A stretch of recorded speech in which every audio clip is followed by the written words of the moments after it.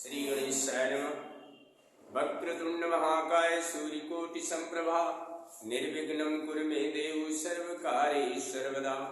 ओम सर्वमंगल मांगल्ये शिवे सर्वार्थे त्र्यंबके गौरी नारायणी नमस्तुते। आज की क्लासेस में आपका सभी लोगों का हार्दिक स्वागत और अभिनंदन। आज के क्लास में एक बहुत अच्छी जानकारी लेकर आए हैं जो आपके लिए बहुत ही आवश्यक है, जो परीक्षा में पूछा जाता है हर वर्ष। उसका नाम है समास। समास दो या दो से अधिक शब्दों के मेल को, समूह को, स्वतंत्र शब्द को समास कहते हैं। जब दो पद आपस में मिल जाते हैं तो उन शब्दों को हम समास कहते हैं। अब समास कई प्रकार के, 6 प्रकार के होते हैं, लेकिन आपके कोर्स में केवल 2 प्रकार के समास हैं और दोनों का अध्ययन कर लेना है पूर्ण रूप से। पहला है द्विगु समास। द्विगु समास बहुत ही आसान परिभाषा दिमाग में रख लीजिए कि जिस समास में पहला और दूसरा 2 पद होते हैं, जिस समास में पहला पद यानी शुरुआत का पद संख्यावाचक हो, यानी संख्या का बोध कराए, 1 2 3 4 5 6 7 जितनी भी संख्याएं हैं, अगर पहला पद संख्या का बोध कराता है तो आप तुरंत जान लीजिए कि ये द्विगु समास है।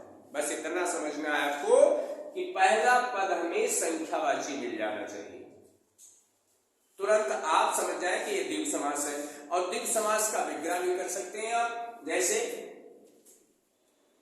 और पूरी परिभाषा लिखा कि जिस समास में पहला पद संख्यावाचक हो, दोनों पदों के बीच विशेष संबंध हो, समस्त पद समूह का ज्ञान कराए, उसे द्विगु समास कहते हैं। लेकिन तुम्हें केवल समझना है कि पहला पद संख्यावाची हो।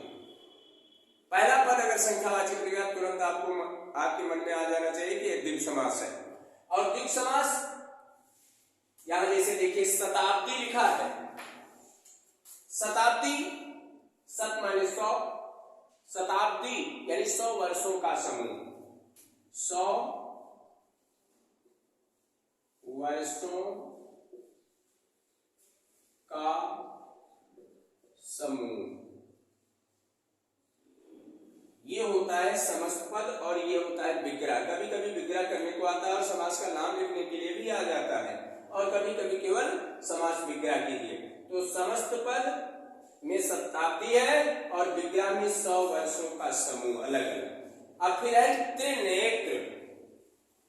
त्रि माने 3, संख्यावाची आ गया तो 3 नेत्रों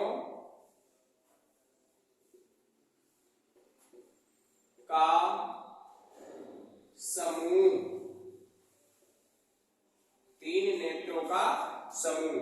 त्रिलोक बिल्कुल समान शब्द है। 3 लोकों का समूह। चौराहा, चौ। अब यहां संकेत मिल रहा है कि इसमें 4 रास्ते हैं। चौ संख्यावाची भी है तो यहां लिखा जाएगा 4 राहों का समाहार। 4 राहों का समाहार विग्रह हो गया। फिर है चौपाया, 4 पैरों का समूह। इस प्रकार से जितने भी शब्द हैं द्विगु समास में, केवल आपको यह समझना है कि पहला पद हमें संख्यावाची होना चाहिए और तुरंत आप जान रहे हैं कि ये द्विगु समास का है। इसी प्रकार से तमाम ऐसे शब्द आते हैं जो पहला शब्द संख्यावाची है, द्विगु समास होता है। तमाम शब्द हैं जैसे दशानन है और पंचानन है, खडमुख है, इसी पंचरत्न है, नवरत्न है, बारहमासा है। तमाम शब्द ऐसे हैं जो पहला शब्द संख्यावाची का बोध कराते हैं। अब हम आपको दूसरे समास पर लेकर चलते हैं जो कि इसी में दूसरा समास आ गया। इतना तो आप लोग समझ ही गए होंगे। अब दूसरा समास समझें जो बहुत ही आसान है। पहला तो संख्यावाची, दूसरा संख्यावाची से ही पता चल गया कि द्विगु समास है। द्विगु समास जान गए। अब दूसरा नंबर आता है द्वंद्व समास। द्वंद्व समास, द्वंद्व समास भी बहुत ही आसान है। जहां दोनों पद, दो पद मिलकर ही समास का निर्माण करते हैं, तो जहां दोनों पद प्रधान हो, मुख्य हो, वहां द्वंद्व समास होता है। परिभाषा लिख लीजिए। द्वंद्व समास जहां दोनों पद प्रधान हो, दोनों पद प्रधान हो, वहां द्वंद्व समास होता है।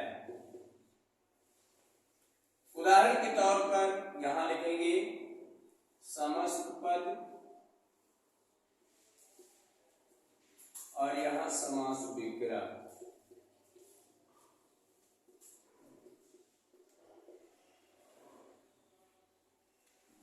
अब हमें छांटना है कि हमें दोनों पद प्रधान करना है। जैसे सबसे पहले माता पिता, माता बड़ी लगी बीच में और ये पिता। अब यहां पर आपको समझना है माता है वो भी प्रधान है, पिता है वो भी प्रधान है, यानी दोनों पद मुख्य हैं। इसलिए यहां पर द्वंद्व समास कहा गया। समास विग्रह करना है अगर, तो इसमें और शब्द का लोप होता है। जैसे माता और पिता, माता और पिता। ऐसे आप लोग भी मुख्य शब्द छाड़ करके बताएं। जैसे सुख दुख, सुख दुख हो गया, हानि लाभ, जन्म मृत्यु,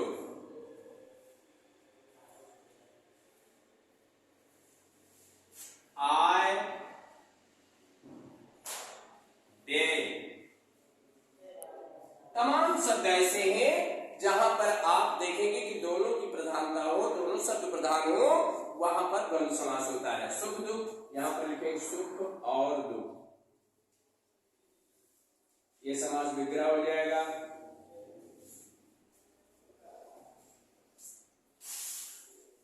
लाभ हानि, तो हानि और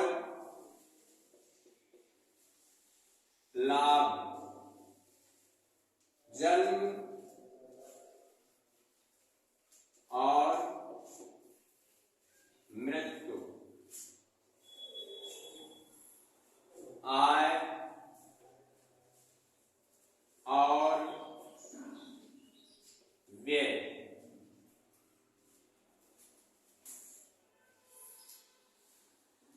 इस प्रकार से और तमाम शब्द हैं जिन्हें आप दिन रात, जीवन मरण, अन्न जल, भाई बहन, पति पत्नी, तमाम ऐसे शब्द हैं जहां पर दोनों पद प्रधान होंगे और वहां पर आपका द्वंद्व समास होगा। बहुत ही साधारण में आपकी परिभाषा लिखवा दिया है कि जहां दोनों पद प्रधान हो वहां द्वंद्व समास होता है। और द्विग समास में जहां पहला पद संख्यावाची हो वहां द्विग समास होता है। दोनों समझ गए होंगे। ये 2 नंबर का आता है परीक्षा में। तो माता पिता यहाँ भी दोनों पद प्रधान है, ये आपको बताया द्वंद्व समास में, और द्विग समास समझ ही गए हैं। तो इस प्रकार से समास आपके समझ में आ गया होगा। आप लोग तमाम ऐसे शब्द हैं जिनको जोड़ करके और आप स्वयं बनाएं।